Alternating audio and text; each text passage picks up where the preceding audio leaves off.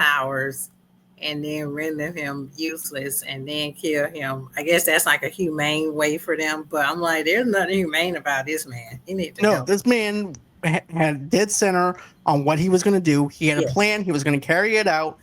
He's the characters that think that they're on the right are the most dangerous characters. I will say Yes. that again. Yeah. I will die on this hill and Yeah. say that Superman did the right thing by Yeah. cracking his neck, Yeah. even though some people don't like that ending. I agree. I agreed in the theater when I first saw it, and I agree now.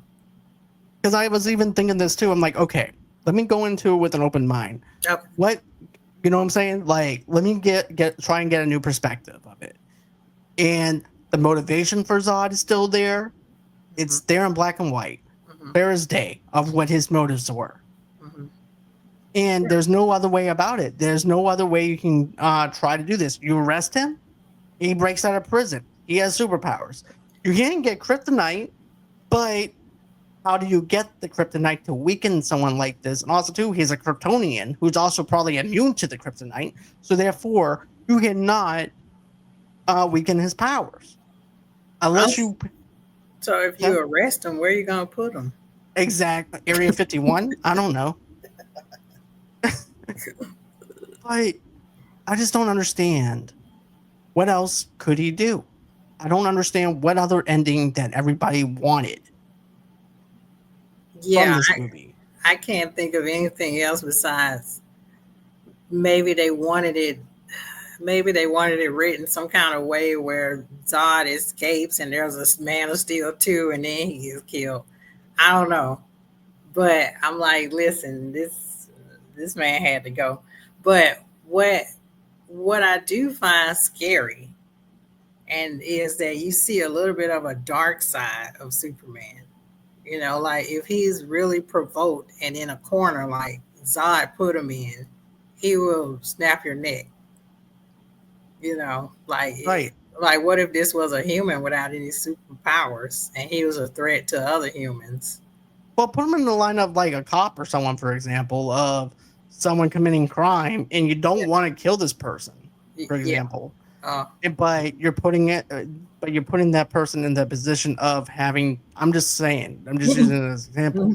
But you're putting yourself in the line of fire, or I'm just trying to give some examples. But it's like, what do? You just say, now, don't be pointing that gun at me. You need to put it down. No, you pointed something at me, so therefore I'm going to point something at you.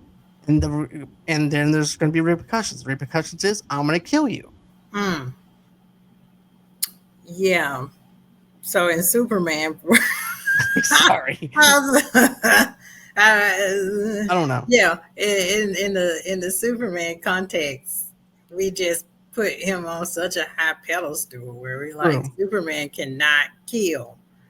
What is he doing? You know, and I'm sure in the comics he killed and murdered people countless times.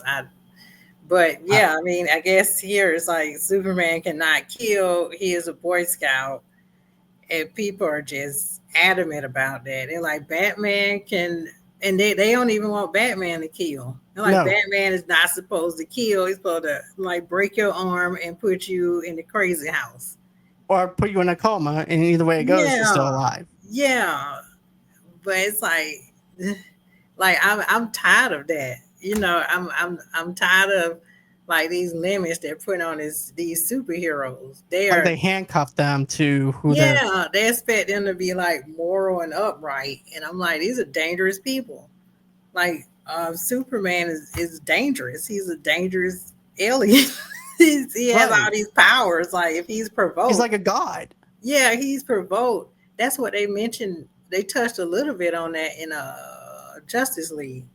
Mm-hmm. You know, if he's provoked, he can do some serious damage. Like he constantly has to keep himself in check and in control.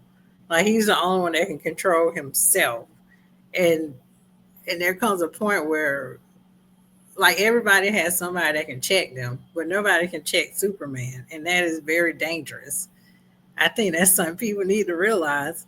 Even with Batman, I mean, he had Alfred to kind of sort of check him, but when Alfred's Like have not a there, moral compass in a yeah, sense. if Alfred is not there and Alfred's gone, who's gonna check Batman?